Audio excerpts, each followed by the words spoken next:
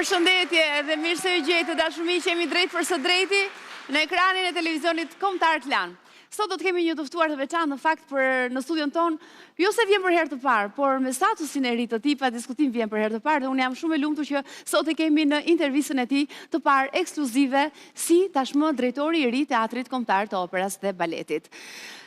Sigurisht ajo është një institucion i cili kërkon njerëz të përgatitur dhe stafet pas stafete, pa diskutim ne po shohim një institucion i cili gjithnjë më shumë po zhvillohet, po ofron në shfaqje të bukura, është një jetë shumë e pasur artistike kulturore që ofrohet aty, kështu që gjithmonë është një kënaqësi e madhe edhe për ne në program. Sa herë që flasim për zhvillimet artistike në këtë institucion, në Teatrin e Kombëtar të Operës dhe Baletit, në skenën e madhe të atyre artistëve atje, dhe sigurisht është kënaqësi që ta kemi edhe sot në këtë intervistë për herë të parë drejtorin e ri, i cili në fakt në profesion është kompozitor. Ne kemi pasur të ftuar më herët në studion ton si kompozitor, gjithashtu pedagog në Universitetin e Arteve në Tiranë dhe sot vjen pra edhe një herë si drejtor i TKO-BAP, Teatri Kombëtar i Operës dhe Baletit dhe Ansamblit Popullor Aulon Naçi, presim në studio.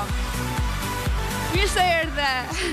Faleminderit që je këtu dhe shumë urime për detyrën e re. Shumë faleminderit. Kur kemi qenë këtu për herën e fundit, kemi folur për kompozimin e një vepre që po vjen në skenë në qytetin e Vlorës. Vlorës, po, ka qenë sonetet e Shakespeare-it. Sonetet e Shakespeare-it, ka qenë një program shumë i bukur dhe shfaqja që ju keni vënë shumë e bukur. Një nga punët tuaja, sepse në fakt jeni shumë i angazhuar në kohë dhe ndërkohë është kënaqësi që ju kam tashmë edhe si drejtor. Kënaqësia është ime. Ju uroj shumë, nuk e di si keni marrë këtë detyrë, emocionet e para, si ndjeni? Është një detyrë me një përgjegjësi shumë të madhe, pasioni nuk mungon, përkushtimi gjithashtu dhe puna e madhe që do të bëhet, besoj që do influencoj në mbarvajtjen e gjithë shkaje dhe në ato suksese të cilat i presin artistët dhe gjithashtu me duartërinë e publikut. Absolutisht, ato nuk mungojnë asnjëherë dhe unë di që janë shtuar shumë në Teatrin e Operës. Faleminderit që jeni këtu dhe ju ftoj të uleni. Aulon Naçi, sot do ta njohim më shumë si personazh, sepse është e repar që ju keni kështu, ju kemi vetëm për vetëm dhe për të kuptuar më tepër edhe gjithë backgroundin tuaj artistik edhe gjithë çka keni realizuar. Në fakt është një karrierë shumë e pasur dhe një punë shumë intensive me artin, ju jeni lidhur me artin përjetësisht, sepse keni zgjedhur të studioni për atë deg, që do të thotë duhet keni nisur që herët të studioni ndonjë instrument muzikor, pianon me sadi, është e vërtetë? Në fakt, dashuria për artin dhe për muzikën, për artin e muzikës, po jo vetëm për artin e muzikës, sepse unë fillimisht kam nisur dhe me artin e pikturës, po për artin në përgjithësi, po ashtu dhe me letërsinë, ku kam pasur prirje, sidomos në këto fushat të artit. Por veçanërisht me muzikën ka nisur në mosh tepër të vogël, duke u angazhuar fillimisht në Shtëpinë e Pionerit, në Shtëpinë e Pionerit në qytetin e Vlorës, duke u angazhuar si këngëtar, sepse ishte dhe këngëtar, kam kënduar në fakt madje në një nga momentet më të rëndësishme të asaj periudhe të shkurtër për sa i përket këndimit, ka qenë në Shtëpinë e Pionerit, ku në 97-ën do të merrja pjesë në festivalin e Shkodrës, po për fat keq, historia tregoi që nuk mund të realizoj dhe kështu që aty vazhdova studimet në liceun artistik. Angazhimi si me muzikën nëpërmjet instrumentit të pianos, ka qenë që në mosh shumë të hershme dhe më pas kam vazhduar liceun artistik në qytetin e Vlorës për instrumentin e flautit dhe më pas për të transferuar në... Keni kulturë shumë të pasur, le të themi, në përgjithësi për të gjitha këto, kështu që është shumë interesant edhe profili juaj artistik në fakt për ta ndjekur. Ne kemi përgatitur një profil të përmbledhur, në cilin unë dua që ta ndjekim tani, e shohim dhe kthehemi sërish në studio. Aulon Naçi, drejtori sapo zgjedhur Teatrit Kombëtar të Operës dhe Baletit, është një emër i njohur në fushën e artit, pasi për vite me radhë ka kontribuar në skenën shqiptare dhe atë ndërkombëtare me veprat e tij, si kompozitor, por jo vetëm.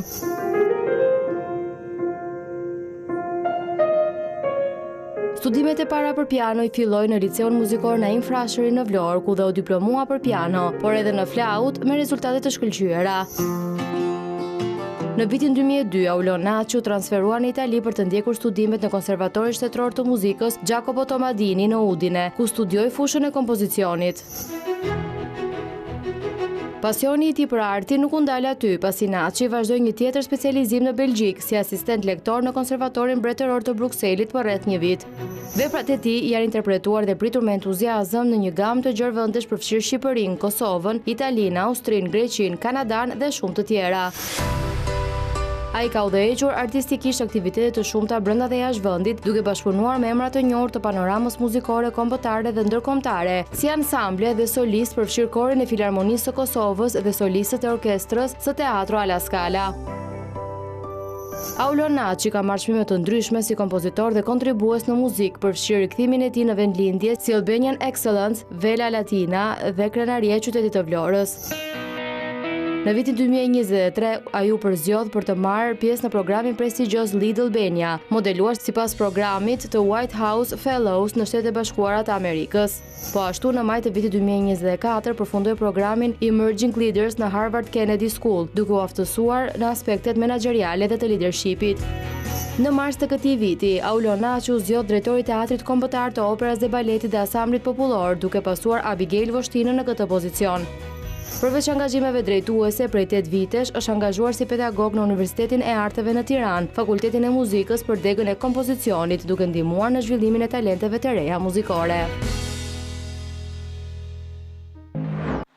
Ky ishte profili, shumë gjëra, edhe një jetë shumë e pasur artistike me shumë gjëra, ndërkohë nga ana tjetër sapo jeni caktuar edhe ju është dhënë përgjegjësia e drejtorit të një institucioni shumë të rëndësishëm kulturor, le të themi më elitari, në Shqipëri. Si e pritët ju këtë edhe ka qenë një nga ëndrat tuaja ndoshta për ta pasur mundësinë për ta drejtuar dhe për të sjellë një frym ndryshe? Në të vërtetë, drejtimi artistik ose angazhimi im si drejtues artistik, sidomos në vitet e kthimit, pas kthimit tim pas eksperiencës një vjeçare që kisha në Konservatorin e Brukselit si asistent pedagog për lëndët e kompozicionit dhe kryesisht harmoni dhe analizë, fillova të angazhohesha dhe në drejtimin artistik në disa festivale, aktivitetet shumta që janë realizuar në qytetin e Vlorës dhe jo vetëm, gjithashtu në Gjirokastër, në ambiente e jashtë dhe brenda institucioneve kulturore.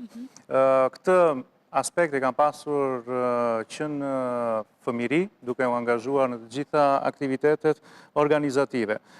Normalisht, duke ecur në mënyrë paralele dhe me edukimin, që është një pjesë shumë e rëndësishme e jetës time, por angazhimi nëpërmes edukimit më ka bërë që të kem kontakt me të gjitha aspektet e realizimit të një aktiviteti kulturor, duke nisur nga edukimi deri tek rritja e cilësisë e kapaciteteve, zbulimit të talenteve të reja.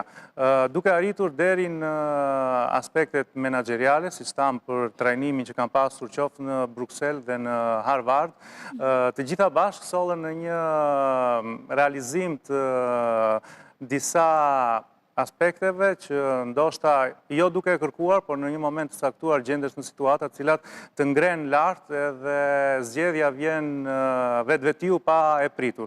Normalisht që është diçka shumë madhështore, është një aspekt shumë i rëndësishëm i jetës time, ndoshta më i rëndësishmi, për të drejtuar dhe menaxhuar një institucion kaq të madh kulturor siç është Teatri i Operës dhe Baletit Kombëtar, Ansamblit Popullor. Por përveç kësaj ka përgjegjësi dhe normalisht gjithçka ishte pothuajse e papritur në një lloj forme, por ndoshta dhe e përgatitur gradualisht në pavedije. Po.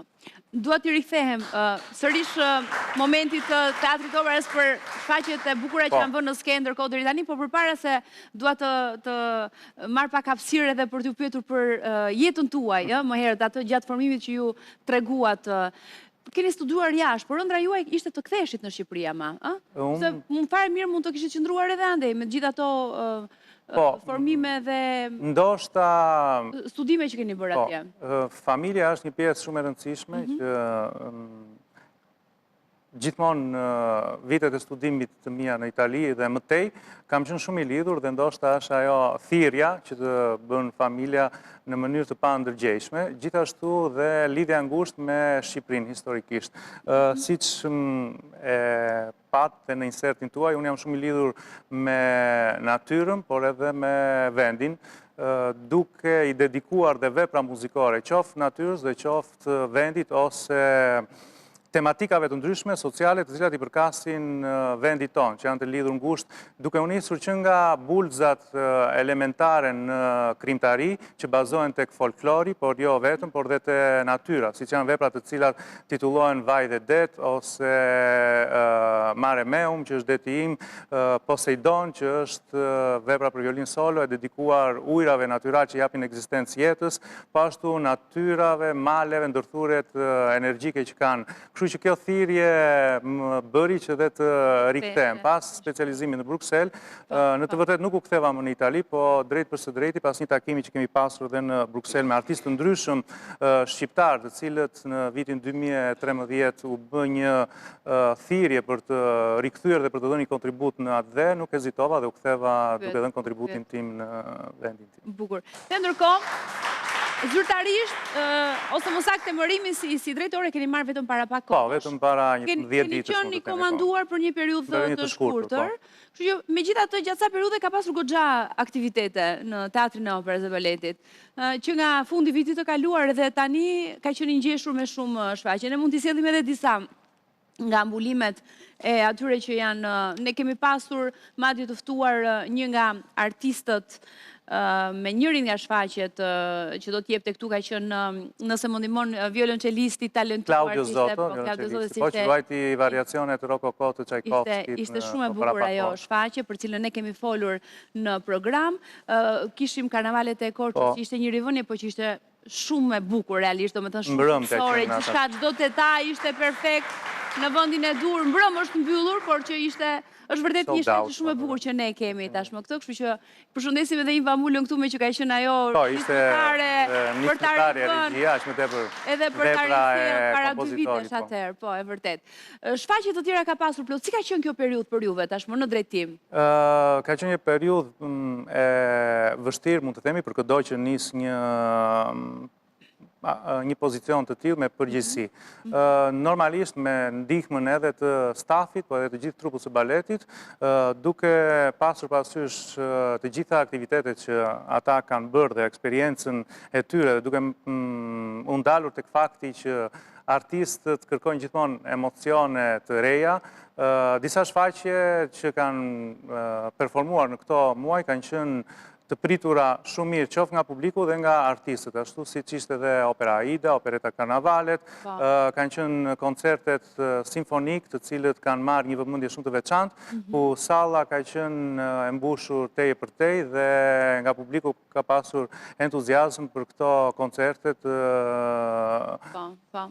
Shfaqja Bota e Re, me Claudio Zotton, violonçelistin, ka qenë konkursi i parë ndërkombëtar për pianist J'adore Chopin. Po, konkursi i parë i cili u zhvilluar në bashkëpunim me Teatrin e Operës dhe shoqatën Chopin.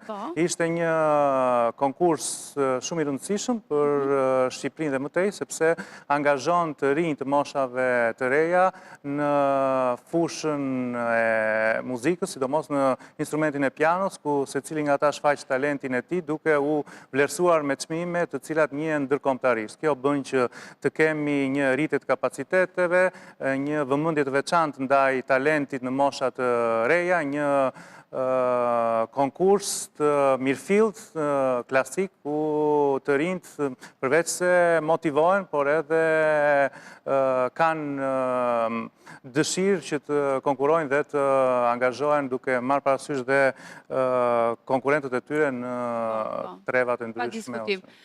Tham dhe njerë që zyrtarisht ju tani jeni emëruar si drejtor i gjithë këtij institucioni dhe me siguri puna ka filluar fuqishëm, përveç asaj pjesës që duhet llogaritur si drejtor i komanduar, që ishte, le të themi, është një fazë që je në step edhe në pritje, një fazë testimi. Kështu që përpara tashmë e gjitha koha është e juaja tashmë dhe ju dini është diçka që duhet ta drejtoni me përgjegjësi të plotë dhe vëmendja është gjithmonë shumë e madhe, interesi është shumë i madh, nuk diskutohet. Cilat janë pikat tuaja më të forta dhe çfarë mendoni gjatë këtij viti? Ndonjë moment të veçantë që jeni duke menduar ndoshta ta surprizoni publikun? Po, në të vërtetë puna ka filluar pavarësisht në kuptimin e emërimit në kohë para disa ditësh. Mendimet janë të shumta, përkushtimi është i madh dhe përgjegjësia është e madhe. Po punojmë intensivisht në disa aspekte, duke u nisur nga qoftë menaxhimi, po dhe aspekte nga më të vogla dhe të më rëndësishme, deri tek kalendari të cilin duhet ta rishikojmë për sezonin e ardhshëm, ku jemi në bashkëpunime me produksione të cilat do të dëshiroja që vetë dhe institucioni i operës të kishte produksione që prodhohen dhe në opera, të cilat i përkasin operës dhe ndoshta mund të shëtisin në treva ose në teatro të tjera të botës. Bashkëpunimet me institucione të rëndësishme kulturore në vend, siç është dhe Universiteti i Arteve, Shkolla e Baletit, institucione të tjera kulturore, institucione kulturore dhe jashtë vendit, të cilat mund të kenë bashkëpunime që të prodhojnë dhe aktivitete kulturore, opera për të rinj Kur themi që të prodhohen këtu, për ta kuptuar për teleshikuesit, nuk bëhet fjala për thjesht për se mund të kemi dhe raste të kompozitorëve shqiptar, pa diskutim, por në përgjithësi flasim për prodhimin, realizimin e një opere. Po, realizimin e një opere, të arrivësh në skenë sa herë, pra të jetë një vepër, të cilën një titull, të cilin teatri operës Baleti, teatri ynë, ashtu si teatrët e tjera e kanë të vetën, e kanë me dekor, po. Me gjithë shka pra është gjithmonë aty. Si që ndodhi, për shembull, me Arthyesin, i cili shkoi në Itali, në Udin e Piacenza, ku performoi dhe në vitin tjetër do të shkoj përsëri në disa qytete të tjera, me një produksion tjetër të teatrit operës së baletit, duke shfaqur përveç se aftësive dhe kapaciteteve për sa i përket talentit dhe aspektit artistik, por dhe aspektit të krijimtarisë brenda një institucioni që ka vlerën e caktuar. Ashtu si dhe bashkëpunimet e ndërsjellta, ku ndoshta komponent të ndryshëm të huaj, si mund të jenë koreograf, skenarist, regjizor, të cilët shërbejnë për një produksion, japin eksperiencën e tyre për artistët të cilët do të atashojnë pranë në institucionit tonë. Po kjo do bëj që dhe në të ardhmen kalendari do të jetë edhe më i pasur, sepse do të kesh mundësi të rivësh vepra të mëdha të cilat mund të jenë aty dhe i ke gati për t'i vendosur në skenë. E rëndësishme, sa herë që dëshiron të rikthesh një klasike je, një gjë të bukur të madhe që teatri tashmë ka investuar dhe ka të vetën, e ka aty gjithmonë. Gjithashtu janë bërë shumë. Këngëtarët besoj të jenë shumë të kënaqur me këtë gjë që i rikthehen këtyre veprave. Aq më tepër kur mendojnë që nesër pas nesër mund të angazhohen dhe të rinj që vinë edhe nga studimet pas universitare në fushat e ndryshme të artit, në degët e ndryshme, si mund të jenë skenografia, regjia, kostumografia e të tjerë, të cilët do të kenë hapësira dhe trajnime për të marrë konkretisht me realizimin e një opere e cila do të ngelet pjesë e teatrit.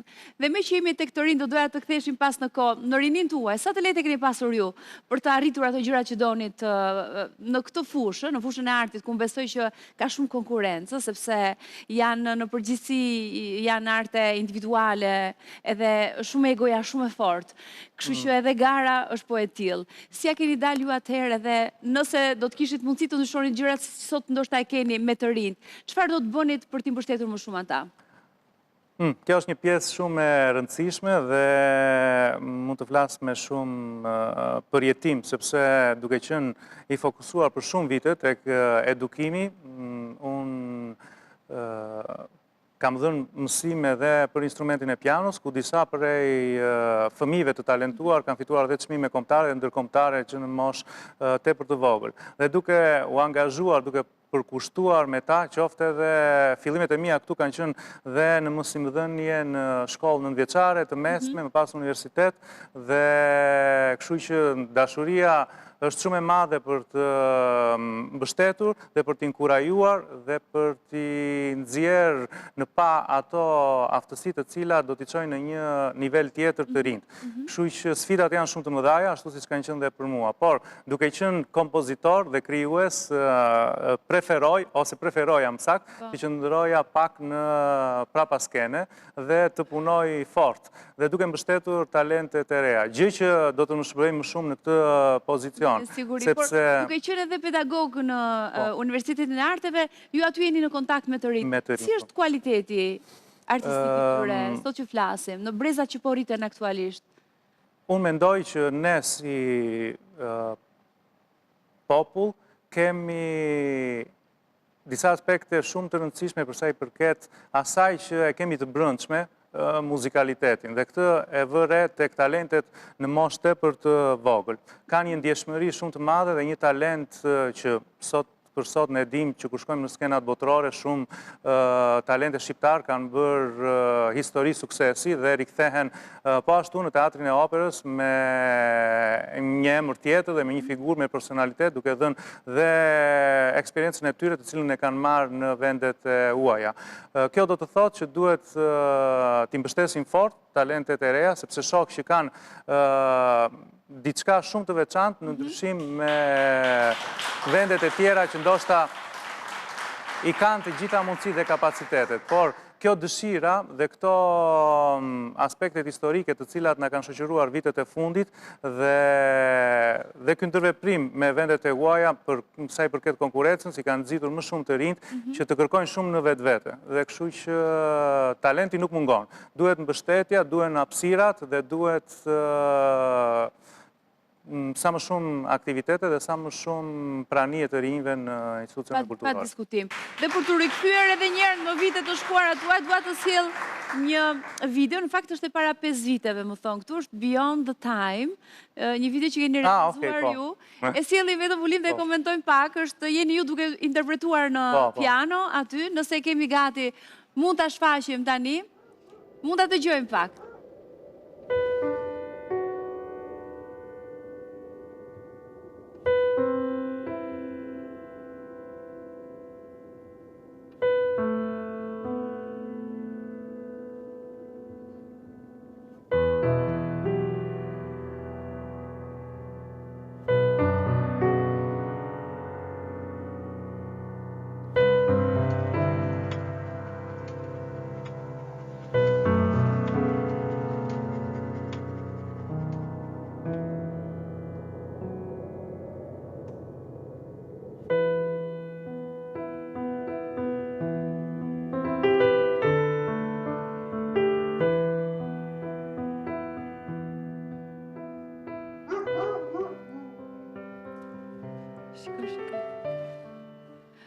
Videoja, përveç se shumë e bukur dhe duhet dëgjuar, cili ja sugjeroj, besoj në YouTube kjo video dhe është shumë e këndshme pa diskutim interpretimi për ta dëgjuar dhe për ta shijuar, por nga ana tjetër videoja ishte surprizuese në vetvete.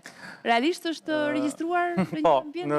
Në të vërtet ishte një pas shumë aktivitete është realizuara përsa i përket ato të muzikës klasike e të tjerë koncerteve, ringritja e orkestrës, aktivitete me orkestrën e Aqeve të qytetit të Vlorës, si drejtues artistik dhe mbështetës i talentet e të rinj.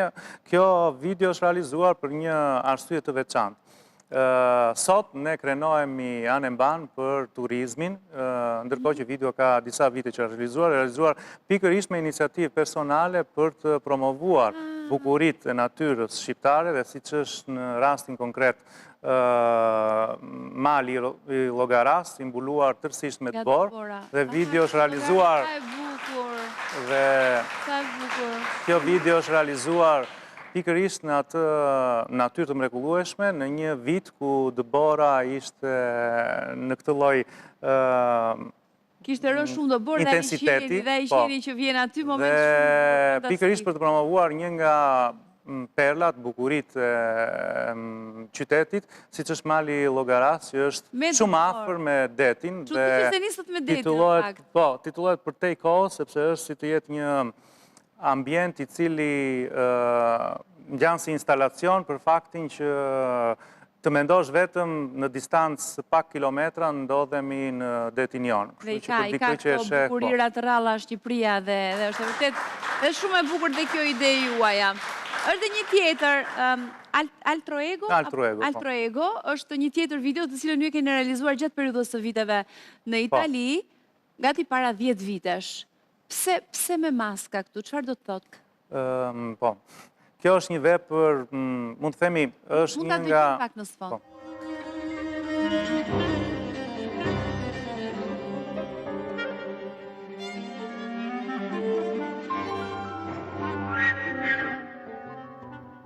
Po?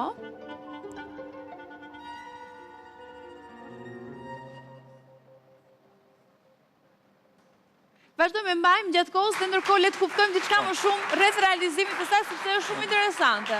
Kjo është një vepër për kuintet mix, është për flaut, klarinet, violin, violoncel dhe piano dhe kthyes faqesh, sepse në qoftë se ne shikojmë gjithmonë koncertet, sidomos ato ku kanë një intensitet të lartë notash, në instrumentin e pianos duhet gjithmonë një kthyes faqesh. Unë kam parë gjithmonë që rri një njeri tjetër ulur në piano, po që nga profesion nga instrumentet dhe të Në këtë kontekst të kësaj vepre, unë doja që t'i jepja rëndësinë e dur dhe atij personit që kthyes faqesh, sepse është me të vërtet një nga pjesët të domosdoshme në disa vepra muzikore. Ai duhet të jetë artist, llogaritën se po si artist të bën dot atë. Por që është thjesht ideja duhet të kthej një faqe, po duhet të jesh artist të dish ta kthesh faqen në momentin e dur. Kjo vepër është luajtur në Austri, në Sloveni, në Itali, është luajtur në Universitetin e Arteve nga ansamble të ndryshëm, është luajtur në Prag në Festivalin e Muzikës Kontemporane, ku ka pasur dhe një kritik shumë pozitive në një festival tërësisht kontemporan, dhe është një vepër e bazuar mbi një letër që filozofi i madh italian Luigi Pirandello i ka dedikuar motrës së vet. Dhe është një vepër e cila luan me teatrin muzikor, luan me aspektin e maskës. Është një letër shumë e bukur që ndalet tek aspektet e njerëzimit, tek lufta që kanë njerëzit midis altruizmit dhe egoizmit, dhe në këtë kontekst përdorimi maskave në një kohë të caktuar, ku çdo gjë është e matur dhe e justifikuar qoftë edhe në partitur, personifikon aspektin e një instrumentisti shumë virtuoz, i cili me atë maskën që ka vendosur, përfaqëson nivelin më të lartë artistik, i cili nuk ka nevojë për një bashkëpunim. Në pjesën e dytë të veprës, ky lloj mos bashkëpunimi, por individualizmi thyet, dhe nëpërmjet një gjesti ekstrem ku këputet një nga telat e violoncelit dhe violoncelisti vazhdon të bëj diçka në tasterën e violoncelit shumë të komplikuar, e bën me mungesë të një teli, dhe ndërkohë aty fillon një kanon perfekt, i cili është një teknikë kompozicionale e cila kërkon bashkëpunim. Dhe maskat fillojnë dhe hiqen për të bashkëpunuar me njëri tjetrin. Pra është kjo lufta midis individualizmit dhe bashkëpunimit. Që ka dhe këto elementin e performancës, së përveç interpretimit në instrument. Bukur. Është sërish një tjetër moment interesant, të cilin unë do doja ta komentonim pak në kuarteti alla Scala në Gjirokastër, që interpreton veprën tuaj. Po, në të vërtet ishte një koncert për ditën e shënderimit të Terezës, në datën 5 shtator, ku kuarteti Stabël, kuarteti fix i teatrit të La Scalës, vjen për herë të parë në Shqipëri dhe bashkohet dhe me kuartetin shqiptar, të cilë duajtën një oktet të Mendelssohnit, dhe një nga veprat në program ka qenë dhe vepra ime për violin solo, e luajtur nga violinisti i parë i La Scalës, i cili është Francesco Manara, me një interpretim brillant, është një vepër, mund të themi, e vështirë teknikisht nga aspekti violinistik, i cili bëri një interpretim. E qartë. Një tjetër moment, sërish i bukur besoj dhe për juve, është momenti interpretimit me Filharmoninë e Kosovës. Në Prishtinë, le ta ndjekim pak këtë moment. Kjo është në Romë. Këtu jeni në Romë. Jo, në Kosovë kemi... Atër, le ta komentojmë me që kemi. Cili koncert është? Apo keni qënë me Filharmoninë e Kosovës? Me Filharmoninë e Kosovës në Akademinë Santa Cecilia në Romë. Le ta dëgjojmë pak,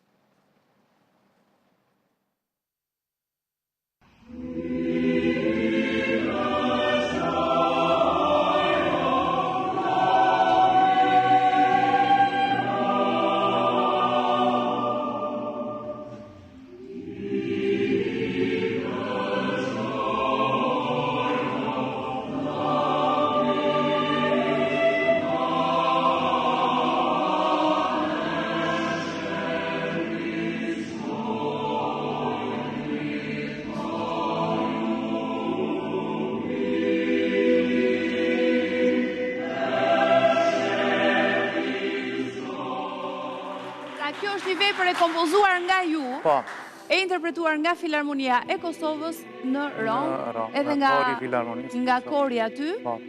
Duket ka hynore, gjithashtu e bukur. Vepra është hynore sepse është me tekst Nën Terezës, dedikuar Nën Terezës, dhe në të vërtet Premiera e kësaj vepre ka qenë në Itali, në Pordenone, në Duomo, e interpretuar nga kori Vikra, dhe ishte një interpretim po ashtu shumë i ndjerë. Vështirësia ishte sepse kjo vepër është e komisionuar, e cila është dedikuar Nën Terezës me tekst të Nën Terezës. Të shkruash një vepër për Nën Terezën me tekst të Nën Terezës sot është shumë e vështirë, sepse fjalët dhe mesazhi që përcjellin ato është hyjnor dhe me të vërtet duhet të marrësh parasysh që si do të interpretoj kjo vepër te një publik i cili pret një gjë të tillë. Ishte shumë e bukur. Në gjitha të krijimtarin tuaj, edhe pse jemi ndoshta nga fundi i intervistës, po do doja pak për një kompozitor të preferuar, cili do të ishte ai më i përzgjedhuri nëse do të mund të bëj një zgjedhje. Unë mendoj që kam një filozofi time për sa i përket asaj çfarë më pëlqen te krijimtaria. Unë mendoj që gjithkush që është krijues, sidomos në aspektin e muzikës, kompozitor, ajo vepër që shkruan, ai mendim ka lindur nga shpirti dhe mundohem që t'i dëgjoj të gjitha me këtë aspekt. Dhe më pëlqen jashtëzakonisht shumë kompozitor. Mund të veçoj të preferuarit ata më klasikët, të cilët më kanë ndjekur gjatë viteve të studimit dhe ku i kam studiuar në mënyrë shumë të thellë me rënjë, siç janë Johann Sebastian Bach, Beethoven, janë dy nga shtyllat kryesore të kompozimit, ashtu si dhe Mozarti. Pjesa ju e preferuar, më shumë nga të gjitha, cila është? Një nga kompozitorët më të preferuar, jo përsa i përket vetëm shkollës dhe teknikës, por asaj çfarë mua më përcjell nga aspekti emocional dhe ku e gjej veten shumë të emocionuar, është Tchaikovsky dhe Simfonia e 6 është një nga veprat të cilat unë që keni më për zemër, bukur. Dua ta mbyll këtë intervistë me një moment të fëmirisë suaj, është një foto e juaja kur keni qenë i vogël. Ja te keni këtu me siguri në Vlorë, ëh? Po. Vlora, sa ka ndikuar Vlora në formimin tuaj artistik, besoj deti, peizazhi, mrekullueshëm? Gjithçka, sepse kjo foto është më është realizuar kur kam qenë i vogël në sheshin e Flamurit dhe në atë shesh ku jam i lidhur dhe familjarisht, sepse gjyshi i cili ka studiuar dhe violin në Vjenë u rikthye në atë dhe është një nga kontribuesit e Deklaratës së Pavarësisë, ku ka qenë dhe firmëtar. Kështu që Vlora për te emrit që mbaj Aulon, i cili pikërisht dhe këtë emër ma ka vendosur Dajua, lidhja është shumë e fortë. Familje patriotë është të fortë, bukur. Ndërkohë kemi dhe një foto, ja, vazhdojmë me foto tuaj të fëmijës, po kemi dhe një foto të gjyshes tuaj, se dhe ajo është keni pas. Dua ta sillim dhe atë, sepse është shoqëruar ndërkohë dhe me një postim të bukur, është një vjersh që është, ose një poezi, si një ujvar të rridhin fjalët, ku fitu në thyes mund të ndalem, dy sytë e tu më ngren lart në qiell dhe errësirën e bën diell. Në gjokstin tënd lind një qiell, mbi yje flak sigur të bardh, në rrudhat e tua fle një bot, është harta e dhembjes gdhendur fort. A new song dedicated to all mothers. Që do të thotë, do të kemi një këngë të re dedikuar të gjitha nënave? Në të vërtet, unë si... Një grua e bukur duhet të në gjyshja ndërkohë, shumë e bukur.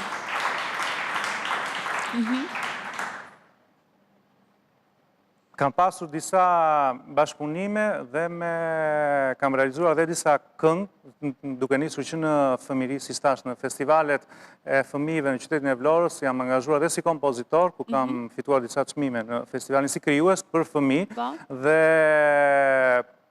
pavarësisht gjitha angazhimeve dhe vitet e fundit në të kaluarën, kam marrë pjesë në disa festivale, ku dhe aty jam vlerësuar me çmim, siç ka qenë dhe kënga Zëri i jetës, dedikuar fëmijëve me autizëm. Në rastin konkret ka qenë një melodi e krijuar me këtë tekst, me poeten Anila Toto, e cila ishte nisur para disa muajsh dhe ka përfunduar, dedikuar të gjitha nënave, dhe kjo është një, mund të themi një surprizë fakti që pas pak ditësh kjo këngë do të interpretohet nga një këngëtare në një festival, kështu që është sa bukur, që pas kemi një lajm për së shpejti. Po ishte realizuar, po ishte si kompozim është realizuar para 2 muajsh, kështu që është gati. Shumë e bukur. Do të ketë kuriozitet të madhe, jam e sigurt që kur të jetë momenti të shfaqjet edhe me siguri do ta komentojmë. Cila është shfaqja më e afërt që aktualisht ka do të ketë në do të së shpejti do të kemi një mbrëmje dedikuar të gjithë trupës teatrit, opes dhe baletit, duke përfshirë orkestrën, solistët dhe korin, në një mbrëmje dhe baleti, në një mbrëmje gala, opera gala, ku secili do të performoj me numrat më të mirë operistik, duke përfshirë numra të baletit dhe orkestrën me solistët e teatrit, opes dhe baletit. Kjo do të ndodhë në data 17 dhe 18 prill, ku ju ftojmë personalisht të jeni prezent dhe faleminderit. Unë ju komplimentoj edhe njerë për gëzime dhe uroj shumë suksese në këtë rrugë. Tashmë keni marrë për sipër të bukur, po edhe me përgjegjësi. Kjo nuk është klishe, po është e vërtetë, sepse pa diskutim që është një pozicion shumë me përgjegjësi të mëdha dhe nga ana tjetër shoqërohet edhe me kënaqësi të mëdha, sepse ke lidhje të drejtë për drejtë me të bukurën dhe me artin, kështu që faleminderit edhe ju uroj shumë sukses. Faleminderit. Faleminderit që ishit me ne. Kemi publicitet, kthehemi pas pak.